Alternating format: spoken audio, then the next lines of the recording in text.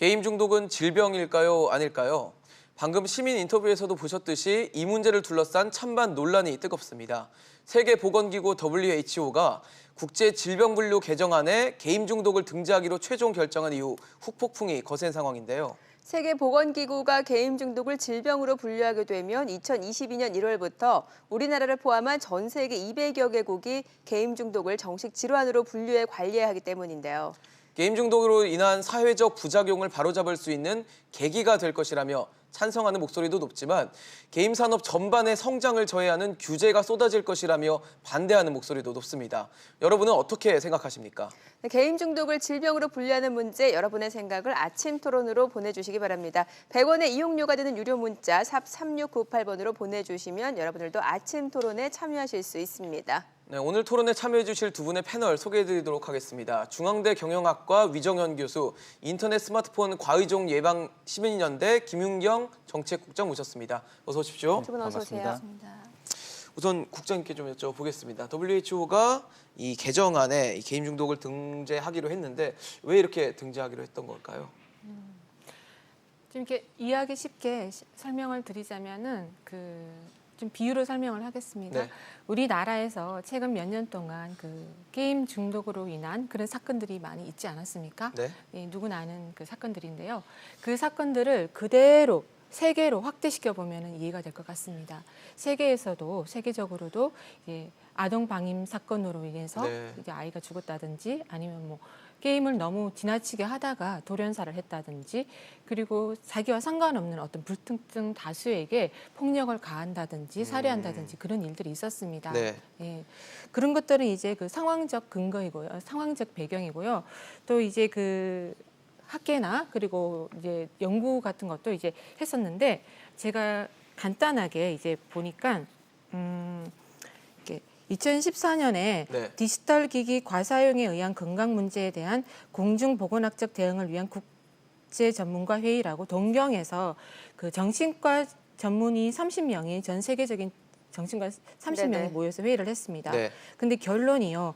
디지털 콘텐츠 전자기기의 과도한 사용으로 발생하는 정신행동 문제는 실존한다. 그리고 예. 심각하고 규모가 큰 건강 문제이다. 네.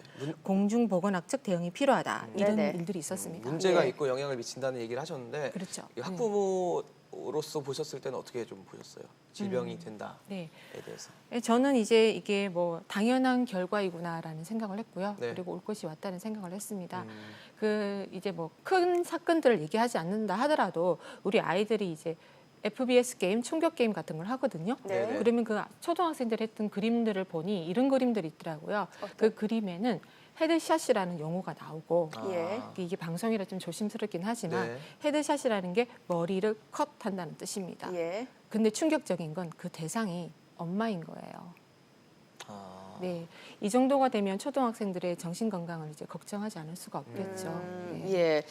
자, 위정은 교수님은 지금 한국게임학회장을 역임하고 계시잖아요. 그렇기 때문에 이 WHO의 이런 결정에 대해서 게임 산업 전반적으로 우려를 표명하고 있는 상황인 거잖아요. 예. 그래서 이번에 이제 WHO의 어떤 결정이 이제 게임 일반에 대한 부분이 아니다라고 이제 말은 하고 있습니다. 네. 그래서 게임 일반은 괜찮지만 문제가 없지만 이제 게임에 이제 과몰입돼 있는 이제 소수의 이제 게이머들 네. 이분들을 대상으로 해서 이제 질병 코드를 이제 분류한다 이렇게 이제 이야기는 하고 있습니다만 네. 저희들이 좀 우려하는 것은 이게 자칫 잘못하면 현재 이제 WHO가 이야기하는 또는 국내 일부 이제 의료계가 이야기하는 부분들을 가만 보면 예를 들면 게임 자체를 하나의 원인으로 볼지 결과로 볼지 즉 게임 자체가 문제가 돼서 그런 어떤 행동들이 나타나거나 어떤 중독 현상이 나타난다는 그런 인과관계 결과에 대해서 많은 논란들이 있습니다. 그런데 그런 논란이 있는 상태에서 이런 WHO의 결정이 이루어진 거에 대해 대단히 유감스럽게 생각하고 특히 이제 그렇게 될 경우 게임이 이제 WHO는 또 게임 그 자체는 문제가 없다 이렇게 이제 이야기를 하고 있습니다만 그럼에도 불구하고 게임 그 자체에 대해서 질병이라는 프레임이 더 씌워질 수 있는 그러면 우리나라 청소년의 90% 이상이 건전하게 지금 이용을 하고 있습니다만 그런 청소년들에게 있어서의 어떤 대단한 어떤 죄의식을 심어줄 수 있는 또는 게임 문제 자체를 결국 방해할 수 있는 즉 이제 대단한 큰 악영향을 끼칠 수 있다는 점에서 저희들은 우려를 하고 있습니다. 네. 사실 지금 이제 WHO가 게임 중독이 질병이다라고 이제 규정을 하면서 문제가 되고 있는데 사실 문제는 중독이라는 개념인 것 네네. 같습니다. 어느 정도를 해야 어느 수준은 돼야 이 중독이다라고 규정할 수 있을지 굉장히 모호할 것 같거든요. 어떻게 이게 규정이 가능할까요? 이제 WHO도 이제 그 개념 정리되어 있고 다 자료로 나와 있겠지만 일반인들은 이제 그런 도표적인 걸 봐서는 잘 이해가 안 가지 않습니까? 네. 예, 좀 사례로 좀 설명을 드리자면 네. 이제 제가 아는 상담 교수님께 들은 얘기인데요. 네. 이제 상담 교수님께 찾아오는 환자 어머니가 어느 날 네. 갑자기 전화가 오셔서 다급하게 본인의 아파트로 좀 와달라는 겁니다. 그래서 가봤더니 어머니는 밖에서 그 맨발로 떨고 있고 이제 어떻게 됐냐 했더니 아들이 지금 집에서 이제 난리가 났다. 이게 무서워서 못 들어가겠다 그러는 거죠. 그래서 가봤더니 온 집안에 유리 조각이 흩어져 있고 네. 밟아서 핏자국이 뒤엉켜져 있고 이게 어머니는 도저히 감당이 안 되고 아들이 이제 통제력을 잃은 상태인 거죠. 어머니가 게임한다고 잔소리 좀 했대요. 네. 그렇다고 아. 이제 그렇게 된 거죠. 그 정도 상태면은 게임 중독이지요. 근데 그걸 기준으로 할 수 있는 건 아니잖아요. 그 정도 수위가 돼야지 꼭 중독이라고 규정할 수는 없는 거 아주 아닐까요? 심각한 상태이긴 하지만 그래도 그렇게 보시면은 이해가 가지 않을까 싶어서 이제 사례로 말씀을 드렸습니다. 네. 지금 WHO에서 내린 게임 중독의 정의에 대해서 어떻게 받아들이십니까? 거기에서 이제 몇 가지 WHO가 예. 이제 제시한 게임 어떤 장애에 대한 기준들이 있습니다. 예를 네. 들어서 저희 그래픽 좀 보일 수 있을까요? 예. 네. 거기서 이제 세 가지 정도의 어떤 기준. 예를 들어서 네. 이제 게임을 하고 싶은 욕구를 참지 못한다. 네. 그다음에 다른 관심사나 일상생활보다 게임하는 것을 우선시한다. 뭐 삶에 문제가 생겨도 뭐 이런 것들을 멈추지 못하고 1년 이상 지속이 된다. 이런 어떤 세 가지 정도, 뭐 크게 이제 두 가지 정도의 어떤 기준입니다만 이걸 하고 있습니다만 특히 이제 제가 대단히 우려하고 있는 게 1번과 2번 또는 3번에 있어서의 그 객관성의 이슈입니다. 하나의 지표로서 과연 작동을 할 수 있는 건가? 좀 모호하다라는 정확한 의미죠. 기준이 없다는 말씀이시죠? 예를 들어서 게임을 하고 싶어도 욕구를 참지 못한다는 게 도대체 어떤 의미인가? 예를 들어서 욕구를 참지 못하는 게 때로는 우리는 영화를 보고 싶거나 드라마를 볼 때 또는 뭐 이 애니메이션을 볼 때도 그렇습니다만 자기가 보고 싶은 드라마를 몰아서 우리는 보는 경우가 있습니다. 그때는 네. 다른 관심사보다 또 예, 우선시 머릿속에 되기도 오직 하죠. 이제 예를 예. 들면 뭐 미드나 이런 게 네, 나올 이거 봐야겠다. 때 하루에 뭐 1박 2일로 몰아서 보는 것도 있습니다. 네. 그럴 때 하루 종일 이제 그 드라마에 대한 생각에서 떠나지 않는 거죠. 그리고 이제 다른 관심사보다 뭐 일상생활보다 게임하는 거 우선시한다고 그러는데 예를 들면 지금 청소년들 같은 경우도 주말에 게임을 몰아서 하는 경우도 있고 뭐 주말에는 다른 건 모두 제치고 게임을 하는 거죠. 그러니까 이런 것들이 대단히 좀 자의적일 수 있다. 즉 이제 저희들이 대단히 우려하는 것은 특히 이제 진단하는 저걸 이제 의사분들이 이제 그걸 이제 판단을 하게 됩니다만 게임에 대해서 우호적인 의사냐 적대적인 의사에 따라서 그 범위가 전혀 달라지게 된다는 점, 이 점을 저희들 굉장히 심각하게 이제 우려를 하고 있습니다. 네. 교수님께서 보셨을 때 게임 중독이 질병이 된다면 이제 됐겠지만 2022년부터 적용이 될 거 아닙니까? 네. 그러면 게임 산업 전반에는 어떤 영향을 좀 미칠 것으로 보십니까? 저희도 이제 두 가지 정도 크게 영향을 좀 네. 생각을 합니다. 하나는 이제 가장 중요한 영향, 개발자에 대한 영향입니다. 그래서 과거에 이제 4대 중독법, 게임을 마약과 동일시했던 4대 중독법 때 개발자들이 상당 부분 이탈을 했던 IT 업계로 이탈했던 그런 경험들을 저희는 가지고 있고 셧다운 제도가 시행이 된 다음에는 게임 쪽의 학과들 관련된 게임 학과들의 커트라인이 떨어졌던 수능 점수가 떨어졌다는 것을 예. 우리는 기억하고 있습니다. 이번 같은 경우도 가장 크게는 게임 개발자들의 악영향을 미칠 네. 그래서 그들의 어떤 IT 업계로 이제 전직하거나 네. 게임 개발을 그만두게 되는 이탈이 있을 수 있다는 이런 말씀이시죠? 것들에 대한 우려를 좀 하고 있고요. 네.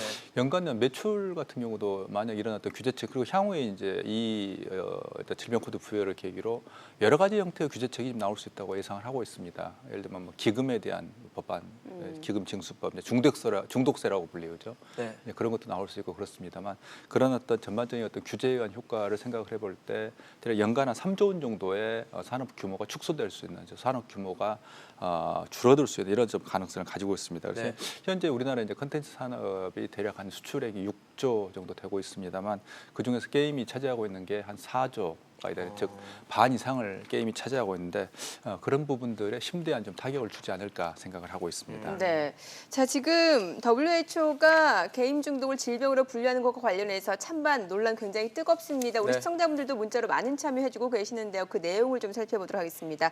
끝자리 1062님이 올려주신 내용은 이 게임 몰입하는 아이들 연령이 점점 낮아지는 것이 심각하고 인지 언어 발달 지연이 되고 있기 때문에 잠재적으로 이런 게임 질병 요인을 찬성합니다라고 또 올려주셨습니다. 네, 0934님은 게임 지나치면 질병인 것 같습니다라고 짧게 남겨주셨습니다. 네, 또 끝자리 2402님은 게임하는 모든 애들이 엄마를 위협하고 유리를 깨지는 않습니다. 침소봉대입니다라고 또 반대 의견도 올려주셨습니다. 네네, 일부를 갖고 이제 전체를 볼 수는 없다라는 의견을 주신 것 같은데요. 네. 계속 저희 토론하는 동안 문자를 주시면 저희 토론에 함께 참여하실 수 있으니까요. 많은 참여 부탁드리도록 하겠습니다. 네, 뭐 사실 지금 학부모의 입장을 대변해서 이 자리에 나오신 거기도 하니까 좀 여쭤볼게요. 앞서서도 교수님이 이 게임 중독을 질병으로 분류하게 되면은 게임 산업 전반적으로 미치는 타격이 클 수밖에 없다라는 의견을 주셨는데 여기에 대해서는 어떻게 보십니까? 이게 그 알코올 중독 예방을 한다고 주류 사업이 위축되나 뭐 이런 말씀을 하시는 분들도 계신데 그 말씀이 일리도 있지만 저는 개인적으로 네. 예, 게임 산업이 위축될 수도 있다고 생각합니다. 아, 그렇군요. 예. 예. 하지만 이제 사람으로 봤을 때 네. 정말 사람의 최우선 가치는 건강 아니겠습니까? 예. 게임의 중독의 문제는 사실은 국민 건강에 대한 문제이고 네. 청소년의 정신 건강에 대한 문제이거든요. 네. 그동안 우리 사회는 이제 게임 매출액이 워낙 많다 보니까 그 경제 논리에 많이 저희들 눈이 좀 가려워진 것 같습니다. 그 바람에 아이들의 정신 건강 문제라든지 그리고 아이들이 건강한 미디어 환경에서 자라야 할 것에 대해서는 네. 관심과 노력이 부족했던 것 같고요.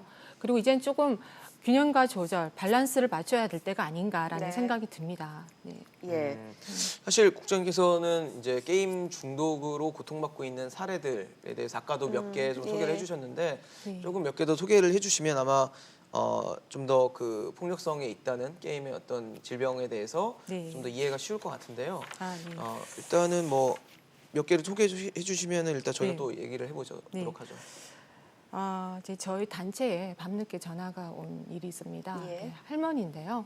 할머니와 이제 손주가 둘이 사는 거예요. 근데 예. 할머니가 전화 와서는 이제 손주가 집을 나갔다는 거예요. 손주는 지금 게임 중독인데. 근데 저희도 이제 게임 중독을 걱정하시는가 했어요. 근데 네. 할머니의 정작 걱정은 그 손주가 자살을 할까 봐 걱정하는 거예요. 왜요? 근데 게임 중독이 우울증을 유발해서 이제 그런 극단적인 상황을 걱정해야 되는 상황이 있기도 합니다. 할머니께서는 아이가 뭐 게임을 한다 안 한다 이게 아니고요. 그게 빠져 있어서 그 2차적인 정신적인 문제가 일어나서 그런 상황을 걱정하시더라고요. 그럴 때 굉장히 저희들도 안타까웠고 네. 게임 중독이 우울증의 원인이 되는 경우가 종종 있나요? 그런 보고가 있더라고요. 보고가요? 예, 그래서 그렇게 가기도 한다고 합니다. 그리고 또 하나는 며칠 전에 저희 단체가 캠페인을 했는데 한 아버지가 오셨어요. 그 아버지가 이제 나이도 좀 드시고 힘도 없으신데 아들이 28살인데 아침 오전 9시부터 저녁까지 게임을 한다는 거예요. 그리고 그 이후는 술을 먹고 보통 사람들은 오전 9시부터 저녁이면 일을 하는 시간이잖아요. 그렇죠. 보통 일과를 하죠. 근데 그 아들을 보면서 아버지는 너무 마음이 아픈데 어떻게 할 수가 없다라는 말씀을 하실 때 긴 얘기를 나누진 않았지만 그 마음이 너무나 전달이 되는 거예요. 그래서 예. 마음이 많이 아팠습니다. 예.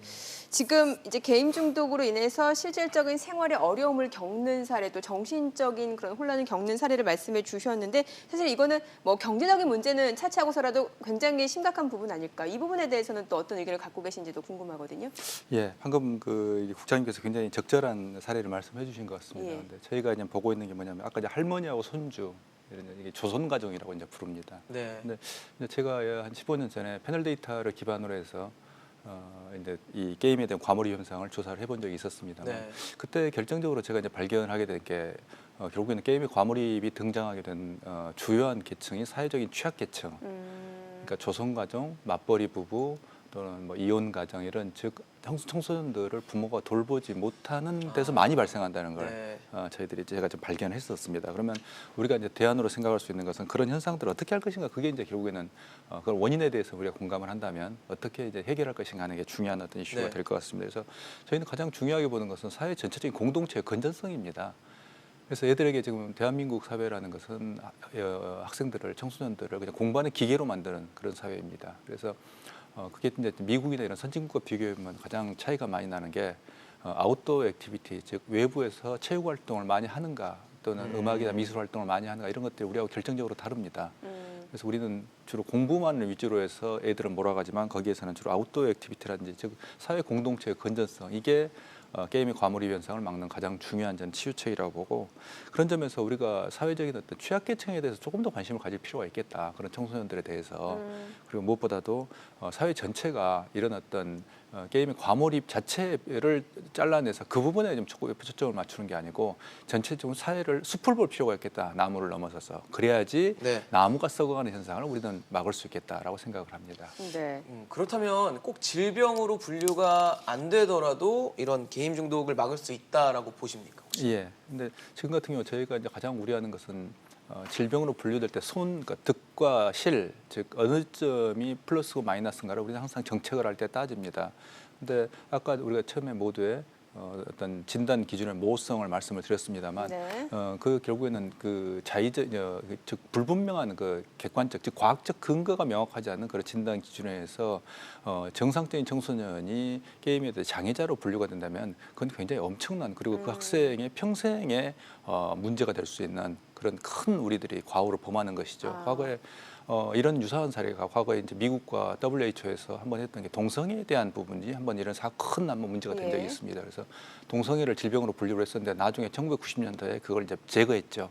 그걸 빼냈는데 그 과정에 동성애로 이 질병으로 분류된 동성애 관련된 분들이 굉장히 크게 고통을 겪었던 심지어는 그분들에게 의사들이 전기 고문까지 했던 전기 충격까지 가했던 이런 어떤 우리들은 비극적인 사례를 알고 있습니다. 그래서 이번 같은 경우도 우리가 그러한 어떤 과학적 근거에 기반하지 않는 진단과 치료를 저희들이 굉장히 우려하는 것이죠.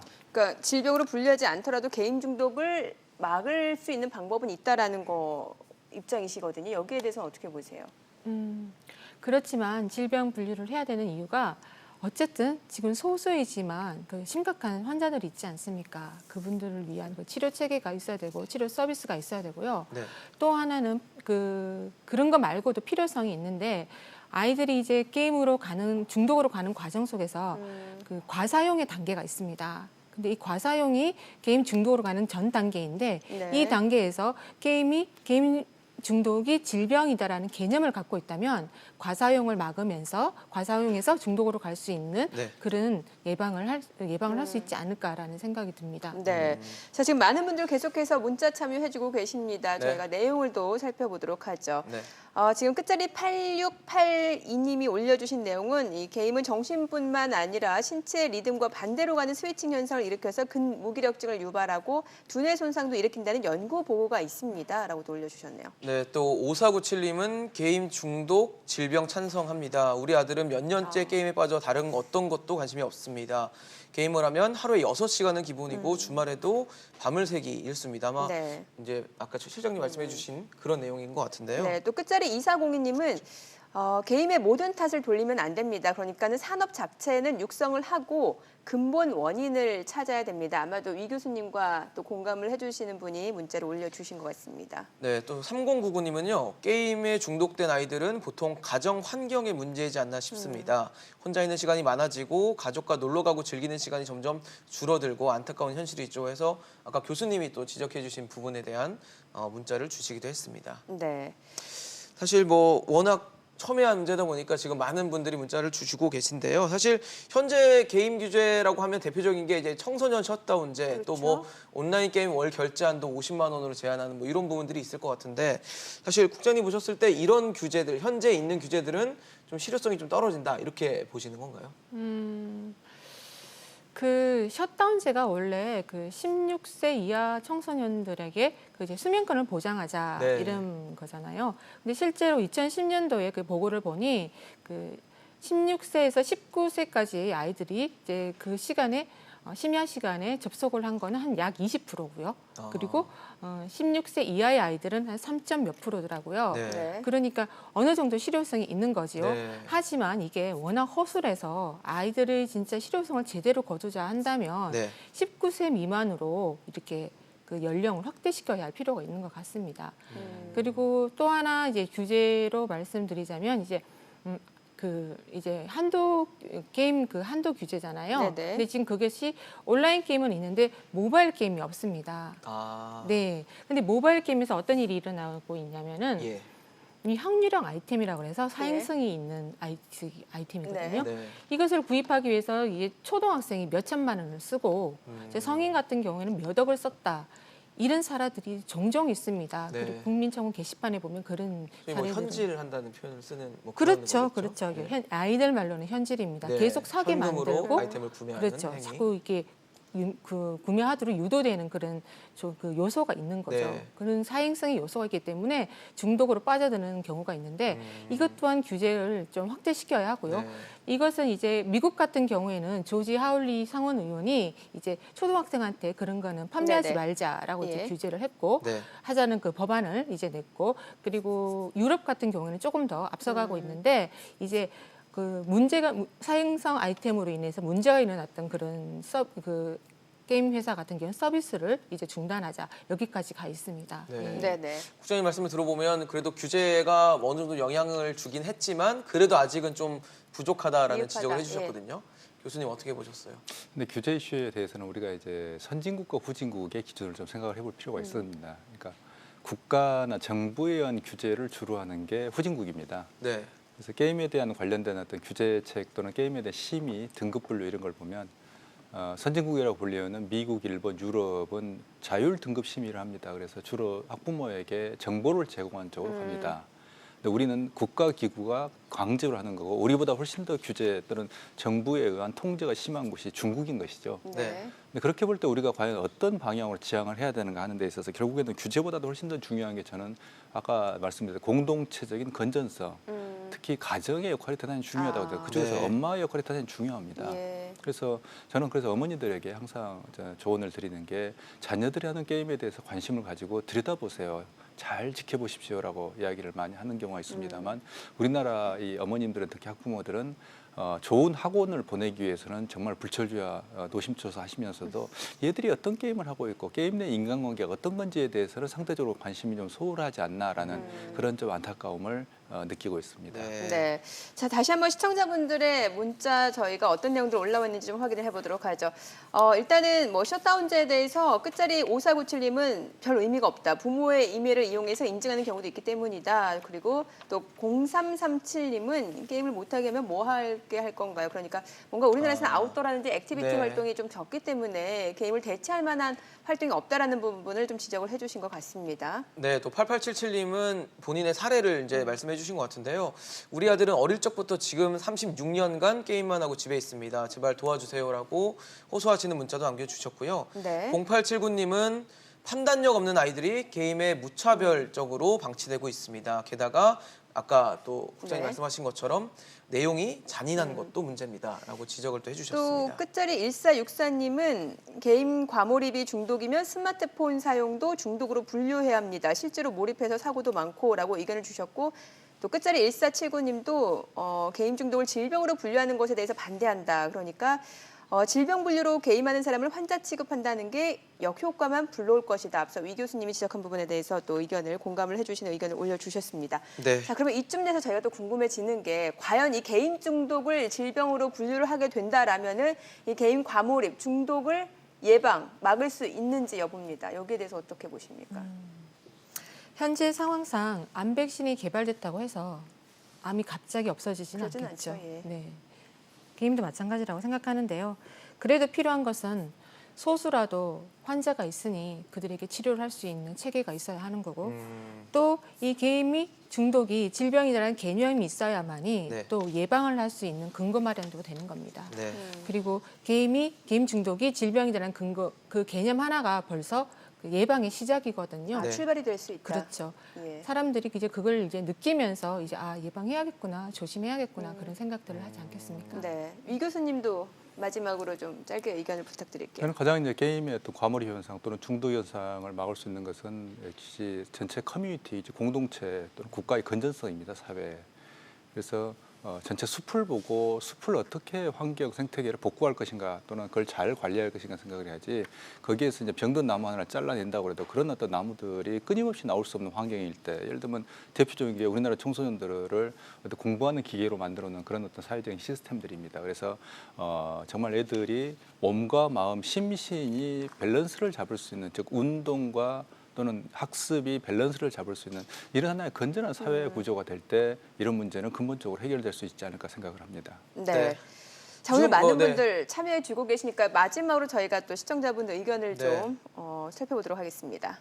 2045님은 또 이제 사례를 들어주셨는데요. 네. 우리 아들은 23살인데 컴퓨터 게임을 못하면 스마트폰으로 게임만 보고 삽니다 하면서 아까 모바일에 대한 또 예. 지적을 해주셨습니다. 끝자리 9956님은 학교, 학원, 과외 쉴 시간 없이 뺑뺑이 돌리는 게 문제다. 개인 말고 다른 걸로 스트레스를 풀 시간도 체력도 없다라고 현재 여건에 대한 한계를 좀 지적을 해주셨습니다. 네, 또 8371님은 e스포츠 강국이라고 소문난 한국의 국가대표인 프로 게이머들 중에서도 청소년들이 많은 걸로 알고 있습니다. 너무 나쁘다고만 하지 말았으면 합니다. 라고 네. 의견 주셨습니다. 끝자리 8150님, 게임 중독 말고 다른 중독은 문제가 아닌가요? 주식을 하루 종일 하고 화내고 자살하는 건 질병 아닌가요? 라고 또 올려주셨네요. 네, 마지막으로 비슷한 입장을 주셨는데요. 6858님은 노름 중독, 알코올 중독과 같이 게임 중독도 질병이 맞습니다. 라는 의견을 주셨습니다. 네. 네, 지금까지 사실 WHO에서 게임 중독을 질병으로 규정한 것에 대해서